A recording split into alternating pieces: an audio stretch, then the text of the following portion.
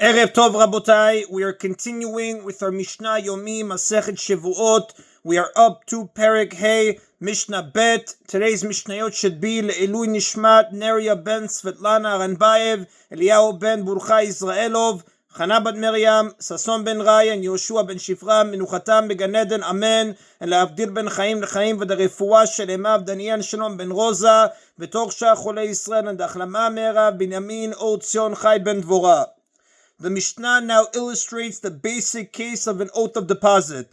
Shevuot pikadon ketzad. What is the case of an oath of deposit for which a person must bring an offering for swearing falsely? Amar lo, if someone says to him, Teni pikdoni sheyesh li biyadecha, give me the deposit that I have by you. Shivua shenecha biyadi, and the person answers, I swear that you have nothing by me. O shamar lo en necha biyadi, or he simply says to him without swearing, you have nothing by me. Mashbiacha ani, and the claimant then says to him, I impose an oath upon you that what you just said is true. V'amar amen, and the person answers amen. In either of these cases, if the person later admits that he lied and swore falsely, Rezeh Hayav, he is obligated to bring a nasham offering to atone for his false oath. Now the Mishnah could also have said that he becomes obligated for a false oath of deposit even if he did not say amen, but simply denied owing money after he heard the oath imposed upon him. As we learned in Mishnah 1, a person is responsible even for an oath from the mouth of others. The Mishnah simply gives the shorter of the two responses the witnesses could have made. The Mishnah discusses what happens when an oath is made several times over the same claim. Hishbiya alav chamisha pa'amim, if the claimant imposed an oath on him 5 times. Ben bifnei bedin u ben shelo bifnei bedin, whether he did this in court or not in court, the chafar, and he denied the claim each time and swore falsely. Chayav al kol achad ve'echad, he is obligated to bring a separate offering for each and every oath. Amar Rabbi Shimon, said Rabbi Shimon, ma tam, what is the reason for this? Since the court dismissed the claim after the first false oath, why do the others matter? A person is obligated to bring an offering for a false oath only if that oath freed him from paying the claimant. When this person swore the first time that he owed nothing, the court dismissed the claim against him. At that point, the claimant can no longer go to court to demand payment for this money, so the second oath did not free this person from having to pay. It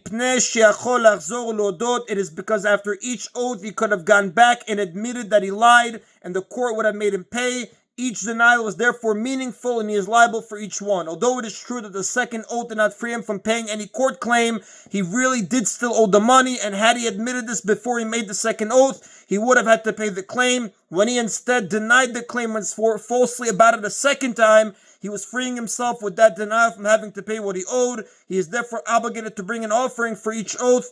And this is very different from the case of the oath of testimony, where the Mishnah in chapter 4, Mishnah 3 said that once the witness swears in court that he does not know any testimony, he is not obligated for any further false oaths about this matter. There, the reason was because after swearing once in court that he does not know any testimony, he could not testify anymore, even if he admitted that he lied, as Rabbi Shimon explained there.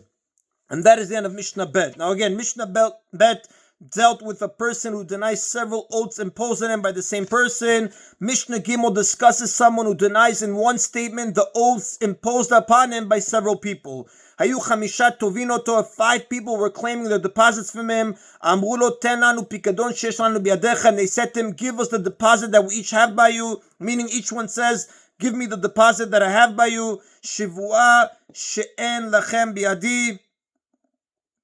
And he said to all of them at once, I swear that you do not have a deposit by me. And he is obligated to bring only one offering since he made only one oath. The 5 people claiming deposits did not impose oaths on him. Rather, he responded to their claims by swearing that he had nothing of theirs.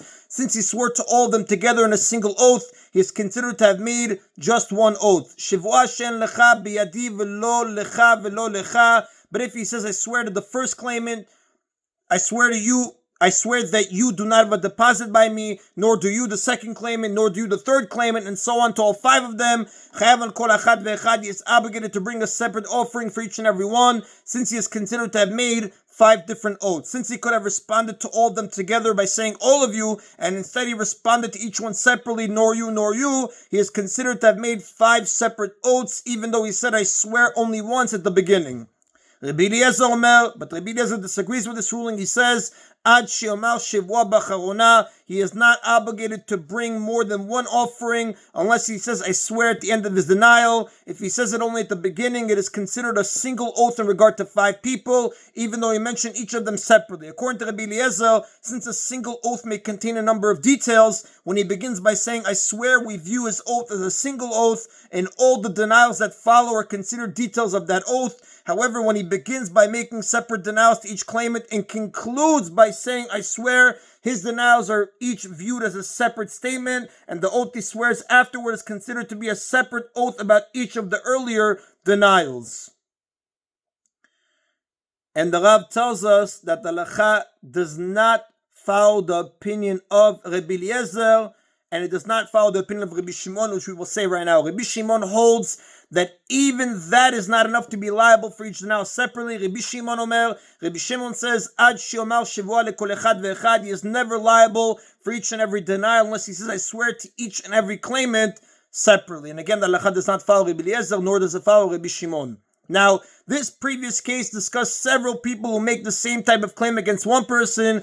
Give us a deposit, we each left with you. The Mishnah now discusses a case in which a single claimant makes several different claims against a person. Teni pikadon utsumed yad gazel va'aveda shesh li biyadecha. If someone says to him, give me the deposit, the loan, the stolen object, and the lost object that I have by you, the claimant says that he left the deposit with this person, and the person also borrowed money from him, stole something from him, and also found something that belongs to him, which he is obligated to return. Shevuot she'en lecha biyadi, and he answers, I swear that you do not have anything by me, and he is obligated to bring only one offering, because all the items mentioned are considered details of one oath. Shevuot she'en lecha biyadi pikadon utsumed yad vegazel va'aveda, but if he says, I swear that you do not have a deposit, a loan, a stolen object, or a lost object by me, he is obligated to bring a separate offering for each and every claim that he denied. Even though one person is making all the claims, he is obligated to bring an offering for each oath separately. Now, the Tanaim who disagreed in the previous case would also disagree here, and in the next case as well. In order for a denier to be obligated to bring a separate offering for each type of claim, Rabbi Eliezer would hold that he must say, I swear at the end of his statement, and Rabbi Shimon would hold that he has to say, I swear for each type of claim separately. Now, in this previous case, each claim was about a different type of debt. This next case is about a single person who makes the same type of claim about several different items. If someone says to him, give me the wheat, barley, and spelt that I have by you, literally the wheat kernels, barley kernels, and spelt kernels that I have by you, and he answers, I swear that you have nothing by me, and he is obligated to bring only one offering. But if he says, I swear that you have no wheat, barley, or spelt by me, he is obligated to bring a separate offering for each and every type of grain. Since he could have said you have nothing, and he instead listed each type separately, he indicates that he means to make a separate oath about each kind. Now, in this previous case, the claimant asked for his wheat, barley, and spelt using the plural forms of these words, chitin, literally wheat kernels, usorin, barley kernels, zechusmin, and spelt kernels. Rabbi Meir now adds that the same would be true if he asked for them in the singular.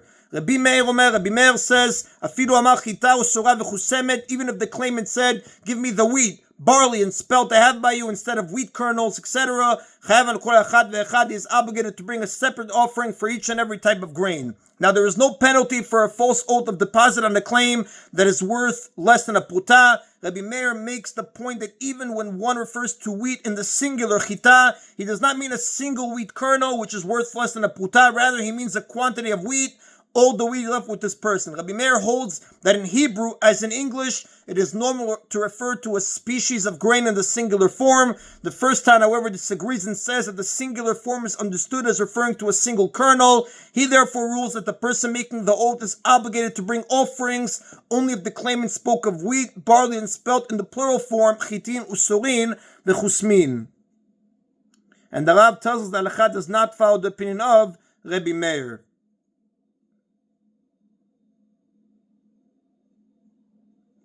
And that is the end of today's Mishna Yomi. Baruch Adonai Leolam. Amen v'amen.